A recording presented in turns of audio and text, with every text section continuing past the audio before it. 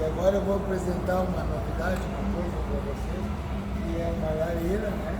Normal, uma lareira grande, medindo 1,30 m de frente por 70 de profundidade, 1,70 m de altura. Né? Nós temos aqui a caixa de lenha, aqui as portas com telas todas galvanizadas para não ter problema de ferrugem, toda ela com a jota refratária interna, né? Madeira cruzeta antiga tratada. E depois nós temos uma novidade, um braço aqui que é para a pessoa puxar, né? E quiser fazer, por exemplo, aqui uma costelinha, uma batata, um pinhão, né? A peça ela é colocada aqui, ela pode vir para cá, né?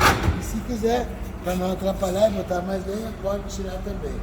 Então, quer dizer, é uma opção que vocês todos vão ter a partir de agora, nas areias maiores. Muito obrigado e até a próxima.